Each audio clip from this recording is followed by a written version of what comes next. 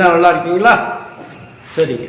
இந்த சாத்தாங்குளத்தில் இந்த ஜெயராஜ் ஃபெனிக்ஸுங்களா அவங்கள வந்து ஸ்டேஷனில் கொண்டு போய் அங்கேயே அடித்து கொண்டுட்டாங்கல்ல, அதே மாதிரி இங்கே திருப்புவனம் பக்கத்துலேயும் ஒரு காவலாளிங்க, ஒரு கோயிலில் வேலை பார்க்குற ஒரு காவலாளி வந்து கூப்பிட்டு போய் நகை விஷயமாக விசாரிக்கிறதுக்குன்னு கூப்பிட்டு போய் அங்கே ஸ்டேஷன்லேயே வச்சு அடித்தே சாவடிச்சிட்டாங்க.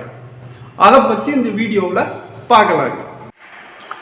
திருப்புவனம் பக்கத்தில் இருக்கிற பிரசித்தி பெற்ற மாடப்புறம் பத்திரகாளி அம்மன் கோவிலில் தற்காலிக ஊழியராக வேலை செய்கிறவர் இந்த அஜித் குமாருங்க.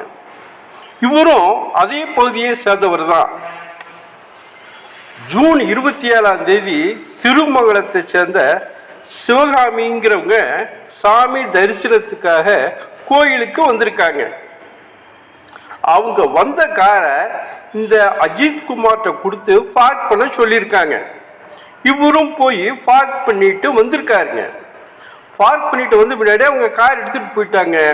அவங்க காரில் வச்சிருந்த 10 சவர நகையை வந்து காணாண்டு திருப்புவனம் போலீஸ் ஸ்டேஷனில் வந்து கம்ப்ளைண்ட் பண்ணியிருக்காங்க. அதை விசாரிக்கிறதுக்காக இந்த அஜித் குமாரை வந்து கூட்டிக்கிட்டு போயிருக்காங்க போலீஸார். அவங்க கூட்டிகிட்டு போனது அவ்வளோதாங்க. அஜித் குமாரை ஸ்டேஷனில் வச்சு பரிதாபமாக அடித்து சாகடிச்சிட்டாங்க. திருட்டு புகார் கொடுத்த நிகிதா அந்த சிவகாமியோட பொண்ணுங்க. இவங்க வந்து IAS அதிகாரி ஒருத்தருக்கு வந்து ரொம்ப நெருங்கின உறவினராக. போலீஸார் FIR கூட பதியாமலே அஜித் குமாரை அடித்து கொண்டிருக்காங்க. இவங்க வந்து கோயிலுக்கு வர்றதுக்கு முன்னாடி ஸ்கேன் சென்டருக்கு போனதாகவும் பெட்ரோல் பங்குக்கு போனதாகவும் கூட சொல்கிறாங்க. இந்த கோயில் காவலாளி அஜித் குமாரோடைய மரணம் வந்து தமிழகத்திலேயே ஒரு பெரிய அதிர்வலையை ஏற்படுத்தியிருக்குங்க. இந்த சாத்தாங்குளம் ஜெயராஜ் ஃபெனிக்ஸ் வழக்கு போல இதுவும் வந்து பரபரப்பாக பேசிகிட்டு இருக்காங்க. அதனால இந்த வழக்கை தாமாவே முன் வந்து ஹைகோர்ட் கிளையும் எடுத்து விசாரணை பண்ணிக்கிட்டு இருக்கு.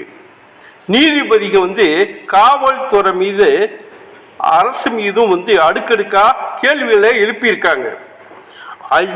அஜித் குமார் தாக்கப்பட்டு கொலை செய்யப்பட்டுள்ளாரா? சாட்சிகள் அளிக்கப்பட்டுள்ளனவா? உயர் அதிகாரிகளை பாதுகாக்கும் வகையிலே அரசின் நடவடிக்கைகள் உள்ளதா என இந்த மாதிரி பல கேள்விகளை வந்து நீதிபதியை கேட்டிருக்கு. அதோட காவல் நிலையத்தில் விசாரணையே நடத்தலை, காது மூக்கு இதெல்லாம் வந்து ரத்தம் வந்து வர்ற அளவுக்கு வந்து ஏன் அடிச்சிருக்காங்க, அந்த இரத்த கரைகள்லாம் எங்க, வாயிலையும் பிறப்புறுப்புலையும் வந்து மிளகா பொடியது வந்து தூவுனதாகவும் தூவி சித்திரவதை செய்ததாகவும் சொல்றாங்க.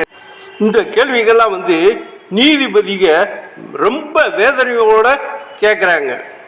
இந்த அஜித் குமாரோட தாய் வந்து கொடுத்த புகாரை கூட இன்னும் பதியவே இல்லைங்களாம்.